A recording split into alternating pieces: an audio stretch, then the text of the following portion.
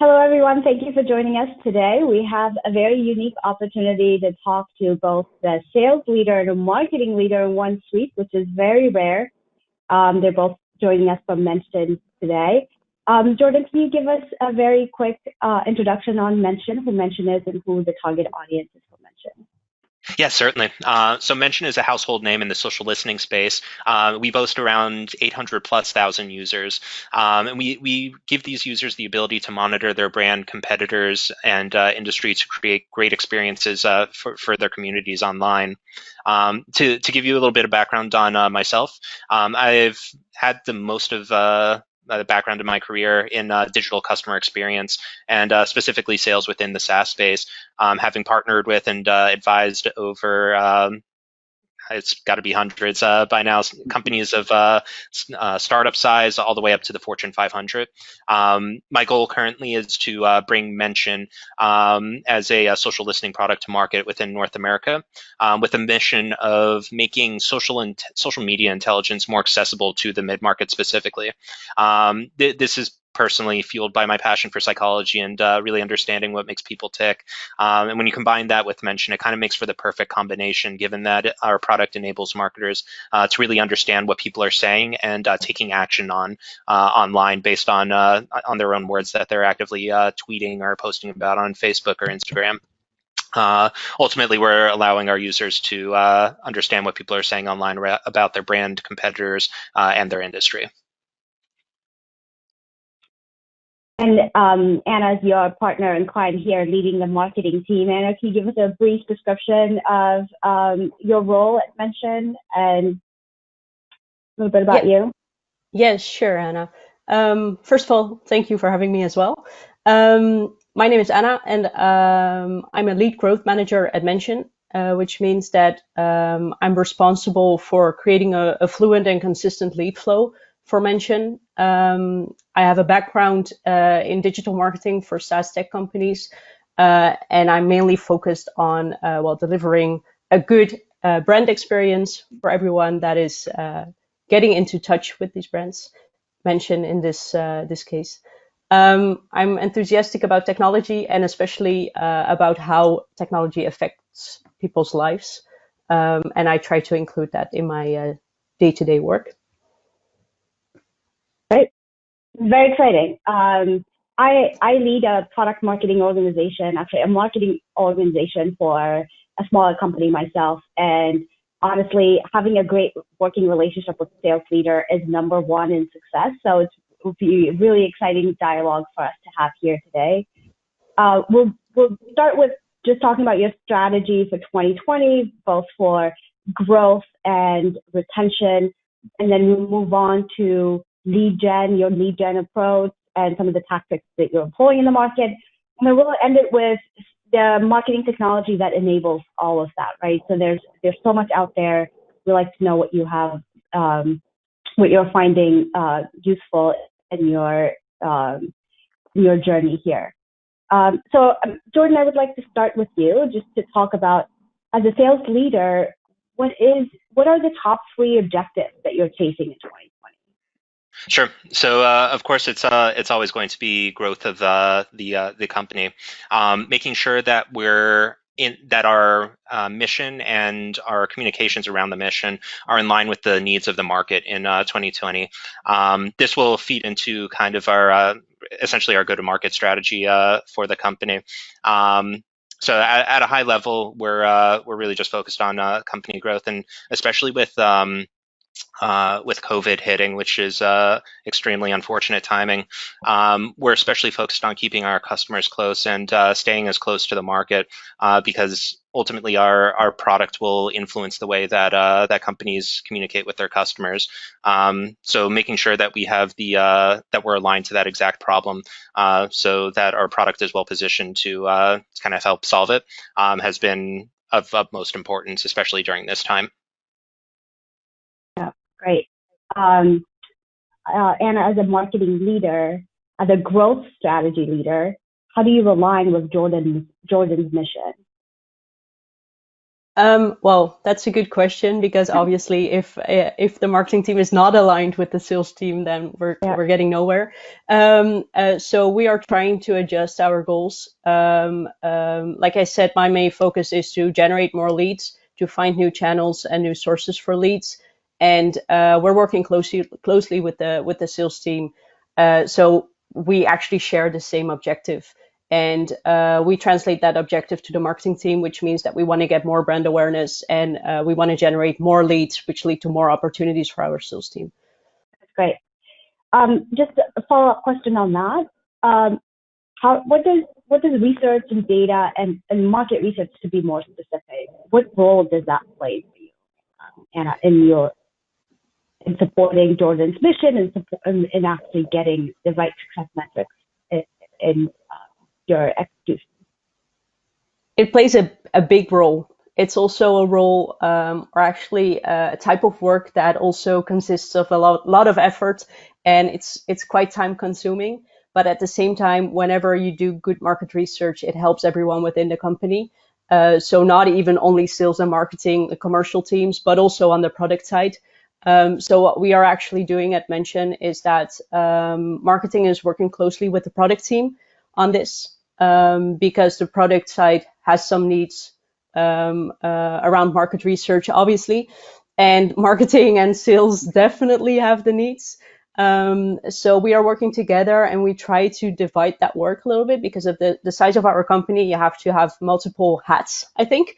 So our product team is doing a lot of research, and at the marketing side, we're trying to translate that information into the right go-to-market, finding the right target groups, and so yeah, I must say it's a big part. It's also a part that actually takes a lot of energy. But gives energy. A lot as of well. time. That's the Yeah, cliche. a lot of time. Yep, and So Hannah, in if you my, don't, oh, I'm sorry, no, go ahead. if you don't mind me adding to this, sales is clearly on the front lines of the industry that we're operating with. So we're not only, as a sales organization, we're not only heavily reliant on the market research that's being provided to us from the product team and the marketing team, but because we're also on the front lines of all this, we have the first feelers out there on the market. So in a lot of cases too, we're able to supply not only the product team but also the market team with anecdotal market research from our own experiences on the front lines, which has created a really nice ecosystem of kind of taking the whole idea of market research and kind of working hand in hand with marketing on it as a sales organization. Yeah, that's really great. I personally rely very heavily on my sales team to give me back feedback from the market because there's only so much market research I can do.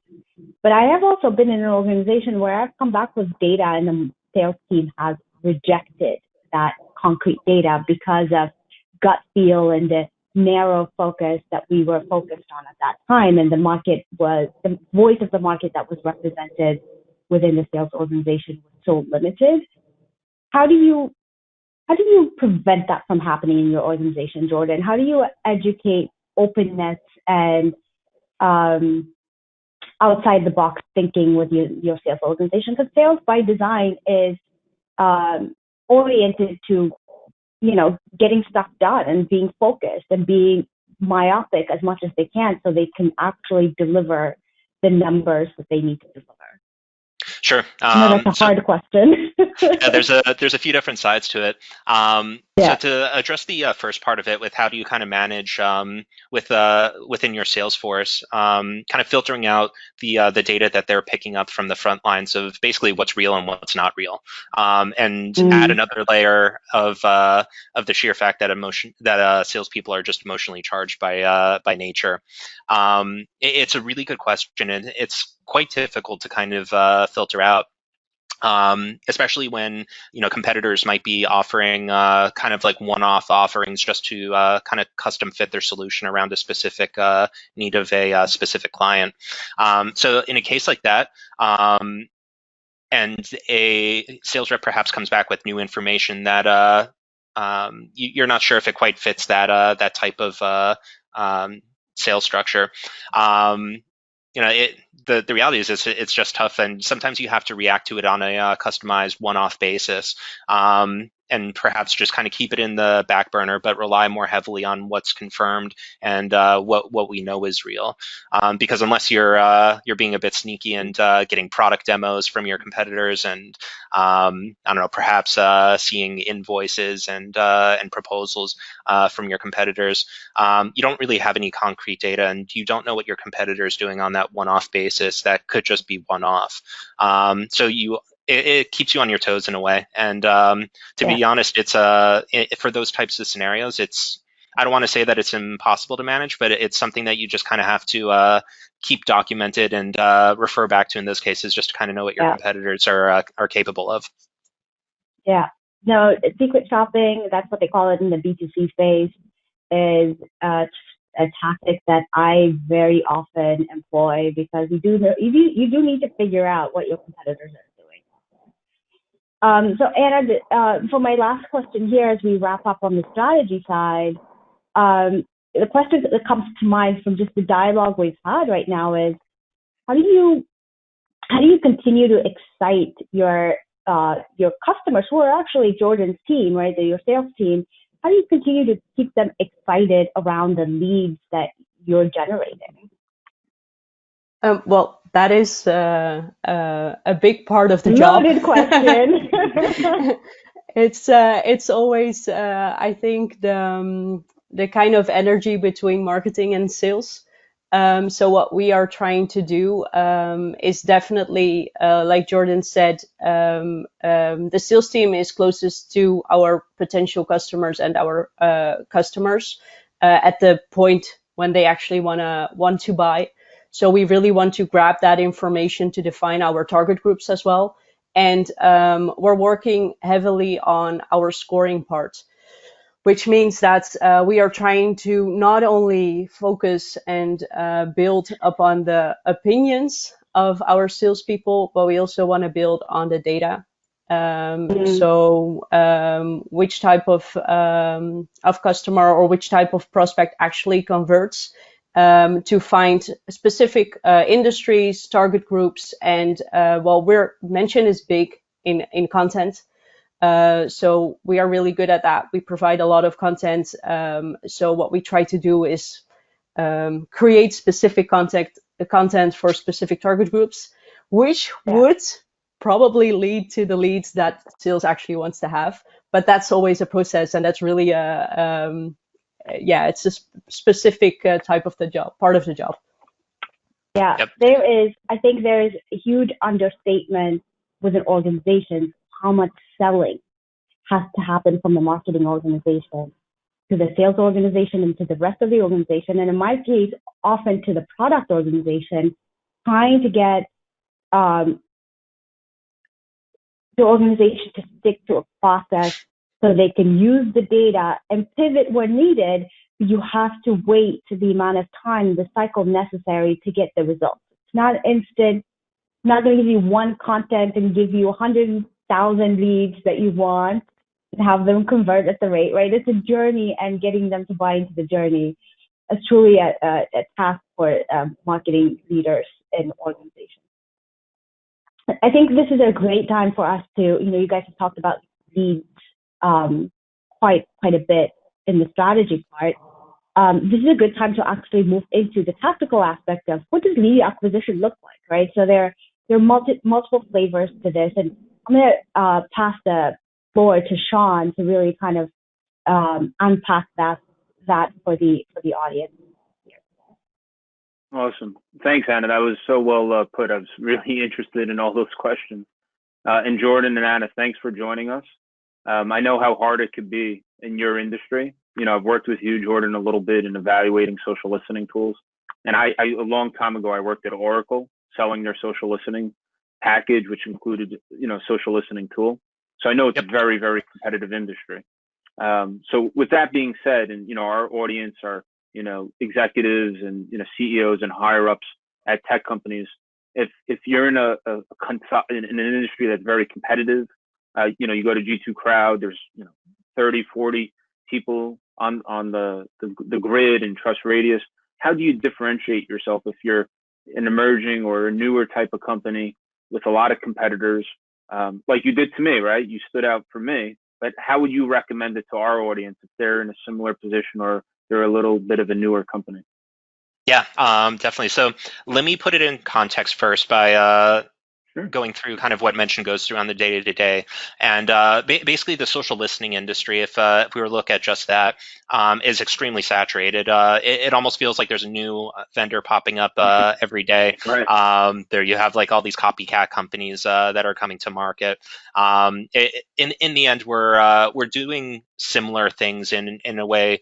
And I think as a buyer of this type of software, it's probably never been a more confusing time for them. So as a result, ways that founders that find themselves in like similar positions, or even sales leaders that find themselves in similar positions where they're working in an extremely saturated space, from a communication standpoint, I think it's so important to just have a really precise and differentiated, more than anything, value proposition. Knowing what your competitive advantage is can come in the form of maybe like what business problems you're solving, or really what your product is what problems your product is best positioned to solve. And then on the sales team, and when they're actually out in the field pitching, they need to be constantly qualifying against these sales problems and making sure that they're working on the right, really on the right deals, and kind of feeding back into this whole thing about solving customer needs. They really just need to be making sure that at every single stage of the sales cycle, they're really just working on towards the same problems that our product would be aligned to, which would in turn generate more qualified opportunities, which then would lead to more closed deals. Makes sense. So, you said a value proposition. So Yep. Anna, before, when she was speaking with Hannah, she said there's a lot of different forms of media. And it sounded like there's a lot of different subsets of persona. So, I deal with different personas all day. So I guess from a marketing angle, and I love how you guys are one team. You don't always find marketing and sales on the same page. So kudos. How would you say, or how would you mention? We should have a mention counter for this podcast. Yeah, seriously. How would you mention all the different value props to the right personas in your content? And maybe a follow up to that, because it's going together. Maybe part of it is it depends on the medium. So if it's a different social media outlet, maybe you're mentioning something to a persona differently on the different medium. Yeah. Sure, Yes, Anne? exactly. Yeah. Sorry. No, I was just going to say, I think this one's right up your alley. Do you want to take this one? Yeah, sure. I totally agree. It definitely has to do with medium. At the same time, Mention is built around a good content strategy. So what we have been doing over the years is create the right foundations, which means that our SEO foundation is really, really good. So when it comes to targeting the right persons at the right moments, it has to do with the fact that we want to enable any person that is in the marketing space. So we are writing content on every piece in the marketing space. Every single thing that you can think of is mentioned on our blog. That means that through the process, our SEO has grown bigger and better. And we actually are in the lucky position right now that other companies and other people want to work with us to provide content for our website, which is awesome, and which makes it even better for us to target the right people and the right industries. So that's well, I think it's a fortunate position. I think we are happy to be in that space. At the same time, we have to think a lot around our social media strategy. Like you said, what content do you post or publish where? If I need to mention, well, I don't need it, but I want to mention one thing that we're dealing with, that is a challenge for us, is that we have written a lot of content and a lot of big pieces, and that's awesome for some parts of the target groups, but other people would like snack content maybe better, or video. Right. And that's that's something that we're going towards, but that's a challenge for us. Yeah, so I think for our listeners, I think you bring up two really good points. Not only is it the type of content, like if it's long form, short form, and how it's being digested, but there's different segments, like there's different messages or value propositions, like Jordan was mentioning, for different personas. So in the current environment we're in with COVID and how things are going, and you said you have a ton of content. Do you see yourself and the Mention team tweaking the content? Do you see it being tweaked for only certain personas that you're going after? How is that affecting not only the marketing messaging, but the sales team and proposals and things like that? Well, from the marketing perspective, it's mainly we did tweak some of the content due to the situation that we are all in. But when it comes to combining marketing and sales, we are in the position where everyone's online somewhat more. So Right. For us as a company and for our product, that's actually good. And we want to handle that with care, obviously. So yeah, we have had some initiatives of changing some of our content and writing more specific content in this situation. But actually, our content became more and more relevant during the last couple of months. Yeah. To add to that from the sales side, I think relevance is definitely a key word here. I was going to use the word unfortunate luxury of kind of operating during a time where businesses now more than ever need to stay more connected to their communities. It just so happens that our product is super well aligned with that, given that we give our customers the ability to identify posts where they're being mentioned in, and then also respond to them in the same platform. So in our sales communications, we've really been highlighting this around kind of aligning our product to just bringing your community much closer to yourself, and especially during a time, as Anna had mentioned, that companies or people in general are just online more now. They're working from home. They're spending more time at home, and they're on their phones. They're on their computers. Right.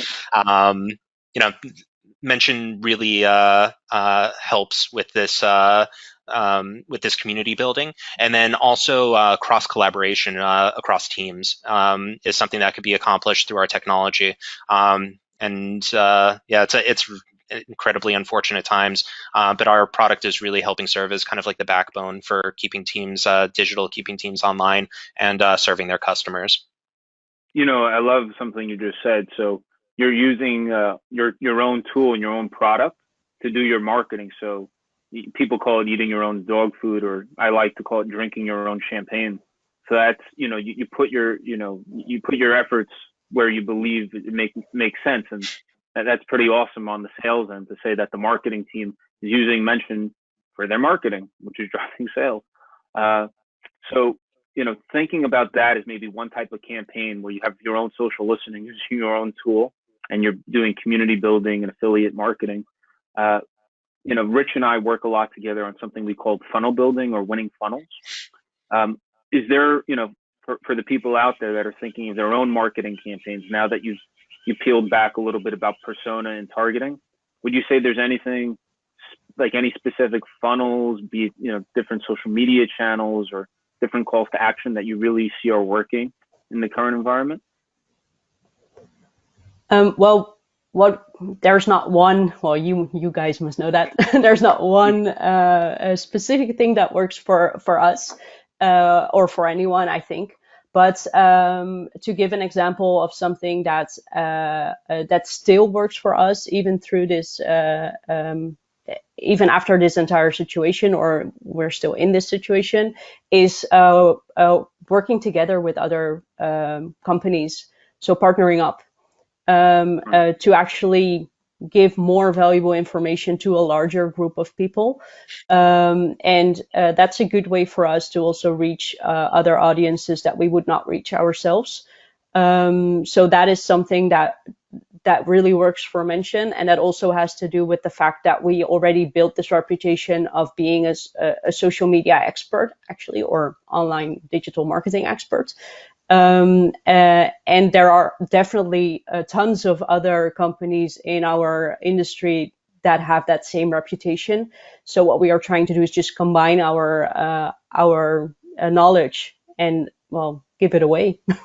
Just share it with everyone. Gotcha. Yeah, and I had a lot of respect, and still do, for Mention, because I had to do my own evaluation and ended up having Mention on my shortlist as one of the top social media companies. So before we transition to Rich, who's going to go more through the technology stack, we spoke about different personas and different targeting and messaging. But one hot button that keeps coming up, and maybe it's like old news by now, but people are always talking about adding more video, especially now that you have like TikTok. People are addicted to Instagram stories. Now LinkedIn has its own stories feature. Do you think that's all hype? If you're trying to add it to your marketing mix, do you think there's some validity there? What would you recommend to, tech founders and executives that are debating of whether including video into their marketing mix, and if so, how much so? Yes, it is a good question, and it's still something that is really necessary to talk about, because just like you said, there are a lot of people discussing this topic of video, and they are maybe not even sure what to do with it. First of all, video doesn't need to take a lot of effort. I think that's the main idea that still is existing within a lot of marketing teams or teams overall. I must be honest, we are not leveraging video as much as we would like to do either. But for example, I like to think of my audience as just a normal group of people, like my friends. And I know that within my group of friends, not everyone likes video, and not everyone likes written content. So I think it should be a good mix. And for example, what works for us is spreading gated content, trying to enrich our database. And then within our nurturing flows, we are adding video as well to explain something more around our product, because it's just more visual and people need that at certain stages within the funnel. We are not leveraging video that much as a real lead generator at this moment. So we did publish webinars, and that's working for us. But that's mainly somewhat more down in the funnel when it comes to talking about the product somewhat more. Got it. No, makes sense. Well, hey guys, it was a real pleasure speaking with you all. So Hannah spoke about the strategy. I have a company called Markery where we focus on the personas and the messaging. So we just went over that. But once you have the messaging, now you have to work with the tools, and you have to automate it, and it needs to live, and you need to track the campaigns and have KPIs. So that's where Rich comes in. So Rich is the CEO of VBout. Both Hannah and I have worked with him a lot and have a lot of respect for him. So I'm going to give it over to Rich, but I think he's going to start asking, things that are a little more technical and tools you could use to put the strategy and the tactics that we just discussed together. So Rich, it's all you. Thank you, Sean. Jordan, Sarah, Hannah, sorry.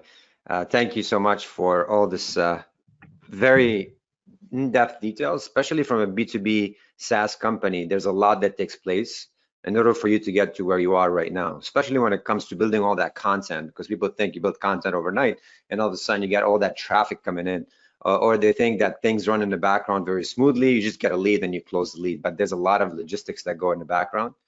And of course, part of that logistics rely heavily on tools. So I wanted to ask you a few things right now. I guess the first question is, how many marketing tools do you currently use that to bridge the gap, capture the leads, nurture the leads, deliver that lead to sales, and then sales obviously have some CRM capabilities and functionalities they're using. So tell me a bit more about that kind of infrastructure, if possible.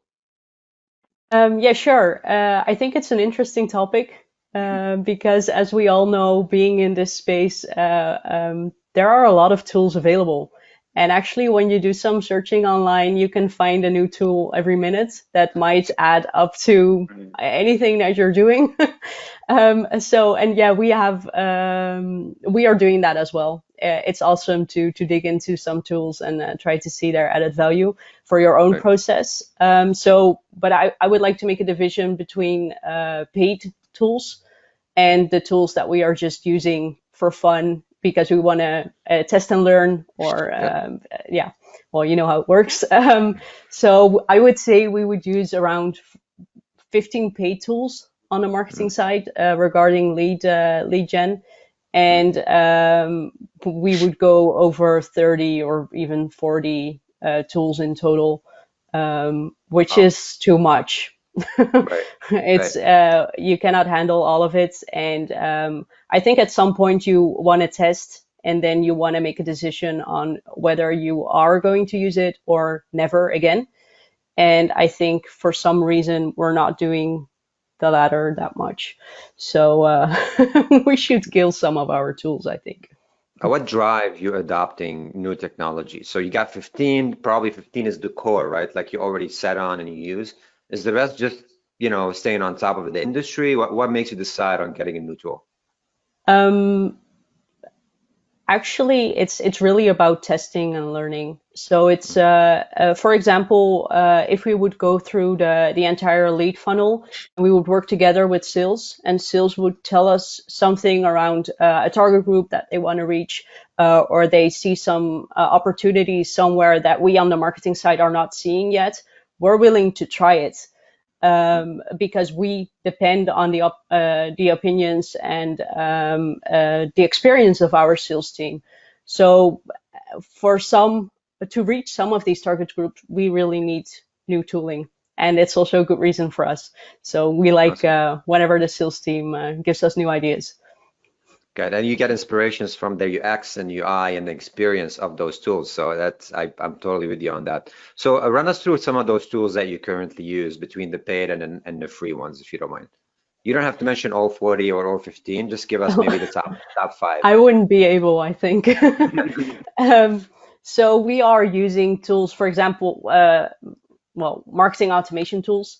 We're using a few of them regarding our free trials, but also our inbound marketing leads. We have different processes for that. We are using tools to enrich our data. When it comes to our forms, we don't want to ask all the data. Sometimes we want to enrich. Not all the times. It's a decision that we made during within our flow. On the SEO part, we use. Sorry, just to kind of clarify what data enrichment means for those who don't know. It's technically just taking maybe an email, and using third-party company that enriches this email with company name, address, and phone, and social and stuff like that. Correct? Yes, that is correct. Okay, thank you. I just wanted to clarify that. Yeah, that's a good one. From my side, just to tell why we are doing that, that is because we have good SEO and we have good traffic on our website. So we also have, luckily, leads coming in, but we need to qualify these leads. That's the position that we are in, and that is a good position for mention, but it's not that good whenever we would push all of these leads towards our sales team without having the opportunity actually qualify them. Exactly. And obviously, because the top of the funnel is probably pretty large, not all leads are created equal. You got those who are consuming content on the go, they just want to learn. You have those who are a little bit more serious evaluating, and you are those who actually know too much about your product and already make a decision. And because a lot of people make a lot of research, probably 70% of the research is done before they even reach out to you guys. It helps to have that background on it. So your marketing automation tools probably help bring some of that background into the conversation, correct? And you said lead scoring. I heard you say that before.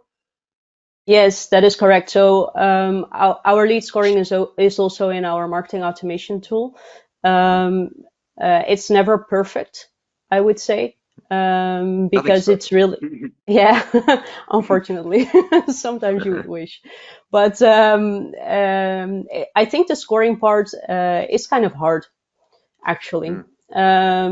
especially when you have to deal with different lead flows. So, for example, a scoring for a demo request on our site will be entirely different than for a content download, which is logical, but you need to take that into account. And at the same time, a demo request could be of less worth for a sales team than a content download. So it's I think that's a tricky part. So and it's also a tricky part between marketing and sales, because it's a discussion that we need to have like a lot from both sides, because I could say that a content download is really, really worth looking at, but then there's a demo request next to it, and what would the salesperson choose? Right.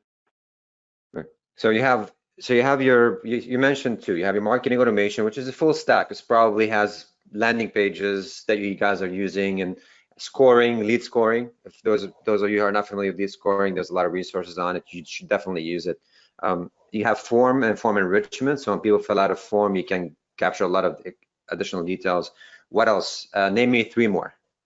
So for the even more top of the funnel, we are leaning a lot on SEO tooling, Okay. the Google tooling, but also SEMrush. We're trying actually some different tools next to SEMrush, because there are other tools that have different functionalities which might be interesting for us as well. But that is mainly because we have good SEO and we want to build onto that. I wouldn't suggest that for everyone, because it's something that you can really lose yourself in. So that would be on the traffic side.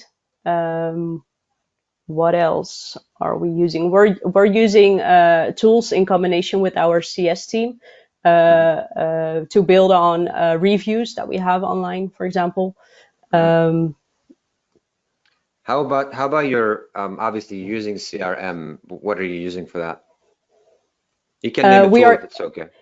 Yeah, we are using HubSpot and Customer.io, like I said, for the different flows. And they have different goals. So it's, yeah. Is there a reason why not consolidate both? Is the one better than the other in a certain aspect? I would not recommend having 2 separate databases to anyone. So there are several reasons for that. And that has to do with, for example, gathering more product information in our tool and the capabilities of HubSpot, or any other tool for that matter, marketing automation tool. It's not possible for a lot of tooling, and for us, that's something that we're missing. So actually, our entire data flow is really complex. It's being built over the last years, and well, if I would go into that, I think we would need a different podcast series for that, because it's really complicated. The main reason why we have it right now is because we want to leverage the information that we have from our product users. And we want to send out emails, for example, based on use of our products. Got it. And I think it's okay to have multiple tools. There's nothing wrong with it, but it becomes maybe at some point a bottleneck as you grow. So it's good to find a tool that helps you consolidate as much as possible without compromising on capabilities and features. And as far as the paid ads, I'm pretty sure you're doing some sort of a paid ad campaign, whether you're doing AdWords or others. Tell me a bit more about that, and what are you using to manage that? Are you doing natively or using third-party tools for that? It's a good question. Mention has not really been doing paid. It's wow, okay. Yeah, love it. Yeah, a lot of it's awesome. It is something that we are looking into because we do want to leverage it somewhat more, and mainly to reach target audiences that we are not reaching right now, because we actually, well, obviously we don't want to get rid of any of our organic traffic. We just want to find new target groups. So we have done some testing with LinkedIn advertising. We're setting up some Google ads right now at this moment. The LinkedIn works for you? The LinkedIn ad, did that work for you guys? It could work, but it requires resources. Yeah. It's very expensive. It's expensive, and it's time consuming. Yeah. To build the right campaign. because just setting up one ad that's not difficult if you know your target audience and you know what you want to target. But the right campaign leads someone through a funnel, and that would mean that you would have like different ads after each other. So it's time consuming and it's expensive, definitely. Got it. Thanks a lot for that. And it's great if you have the organic, you don't have to pay to acquire traffic, because people pay, Facebook and Instagram and AdWords and all these channels because they need traffic they don't have. So they rely on what they call the third-party traffic, bring it over. So you guys already have that, which is awesome. I want to speed up through the two more questions that I have. What do you think is the most important tool for your marketing team or any marketing team to use nowadays? I would definitely go for SEO tooling, finding search words, finding the right target audience on the web to make sure that you are providing the right content and you can increase your organic traffic. I would really go for that, but it's a long-term process and you would need the right skills for that, I would say. On the other hand, I would definitely touch, but yeah, I might not be that objective, but I would definitely touch the monitoring tooling, especially when you combine the two. So whenever you would go for the right SEO tooling and finding the gaps within your organic strategy, and you would monitor online what's actually being said online, you can combine the two and you can create, a wonderful content strategy for yourself. That, yeah. 100%. Yep, and Rich, I'm sorry if you don't mind me adding a bit to that. And this is speaking more from the customer side and kind of how our customers are using our tool. A lot of them are actually using Mention to kind of fuel their SEO strategy.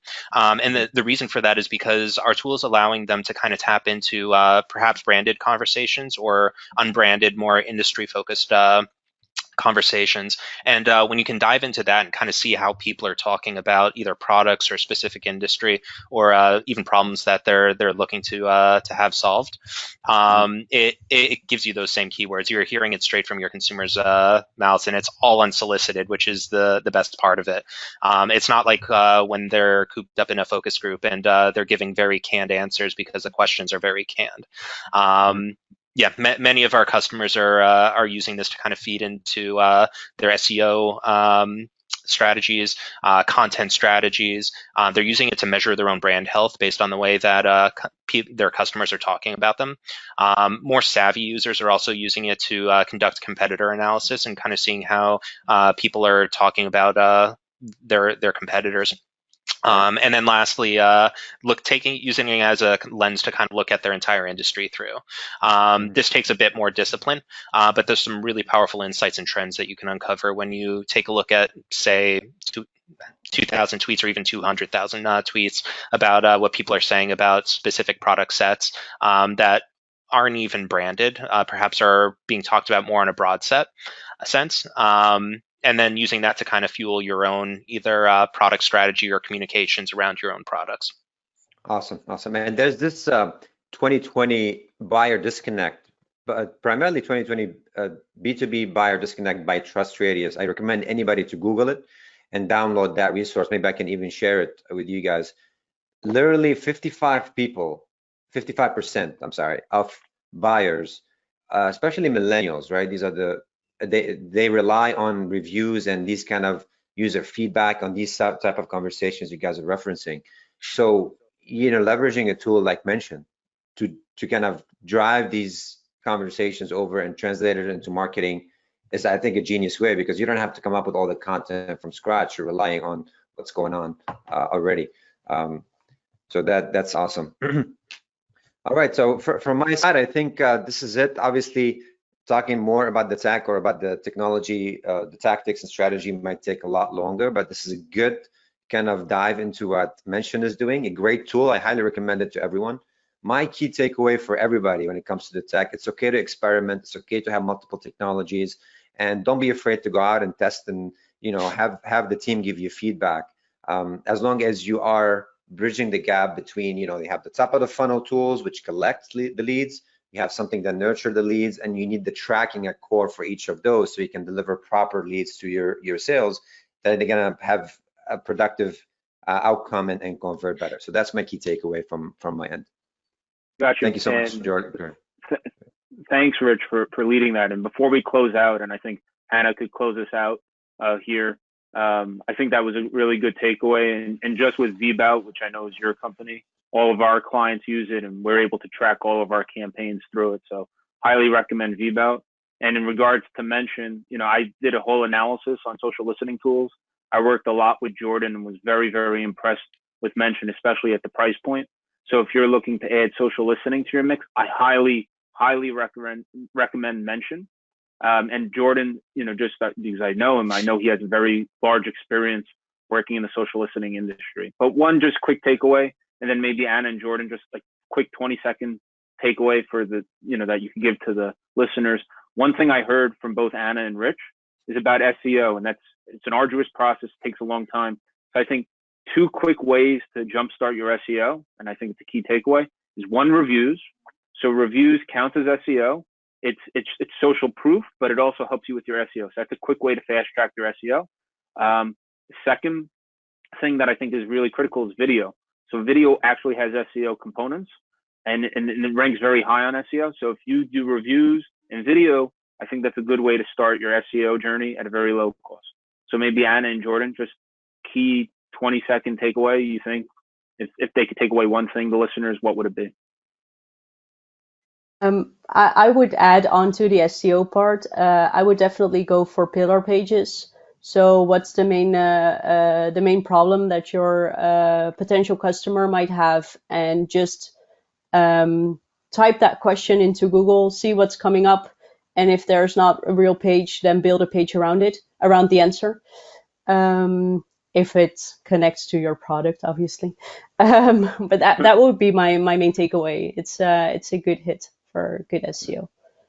Yep. And from more of a commercial focus, I think especially now when we're not only playing in competitive landscapes, but we're also dealing with things like COVID and other current events, we need to be especially we need to be especially aware of our values as companies, and the value prop that we're truly providing to our customers. And from a commercial standpoint, being super targeted and making sure that you're coming to your prospects, solving the right problems, while being very sensitive to the times that either people on an individual level or the companies might be going through, and just being very conscious and aware of that, and kind of your entire ecosystem of who you're competing against, and really the why and what's driving the initial conversation to begin with.